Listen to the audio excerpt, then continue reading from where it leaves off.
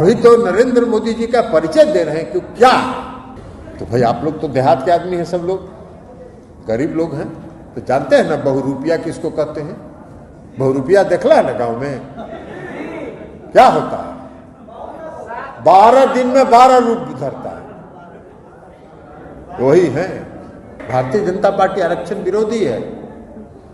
2015 का विधानसभा का चुनाव याद करिए,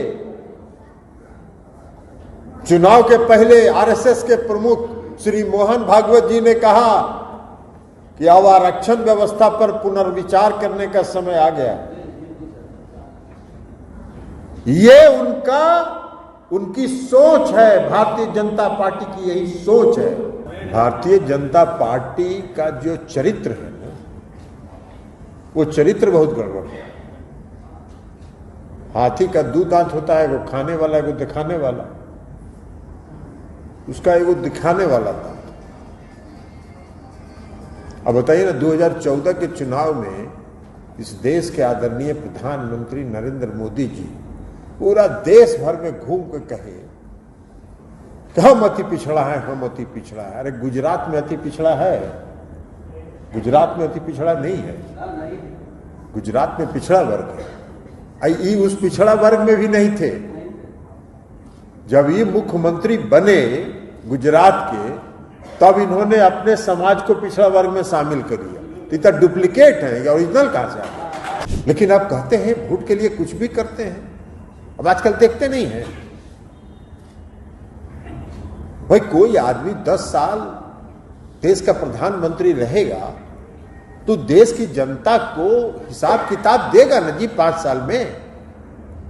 भाई चुनाव होता है 5 साल के लिए, और 5 साल में जो सरकार चलाता है वो 5 साल के बाद जब फिर जनता की अदालत में वोट मांगने के लिए जाता है तो बताता है ना कि हमने 5 साल में क्या किया, और देखिए हम ये काम किए, ये काम किए, ये नहीं कर सके, हमको फिर से वोट दी। इसलिए कुछ लेखा जोखा है ये नहीं है, सब बही खाता सब साफ है, खाली है बही खाता।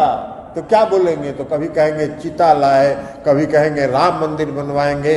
और टीवी अगर खोलिएगा तो सुबह में कहाँ शिवलिंग निकल गया, कहाँ विष्णु भगवान का मंदिर निकल गया, कहाँ कुछ निकल गया।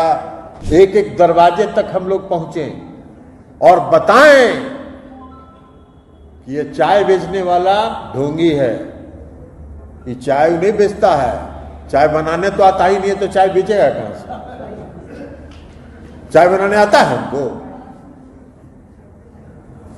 तो इसलिए ये ढोंगी को अब एक्सपोज करने की जरूरत है। कि नरेंद्र मोदी जी कभी जनता के बीच जाके कहे हो तो हमने कौन कौन काम किया है? नहीं, कोई काम का चर्चा नहीं होगा। देश में महंगाई बढ़ रही है, देश में बेरोजगारी बढ़ रही है, जो रोजगार है उसको भी खत्म किया जा रहा है। नरेंद्र मोदी जी के 10 साल के शासनकाल में जितना रोजगार इस देश से खत्म किया गया है, उतना आजादी के बाद से आज तक नहीं खत्म किया गया।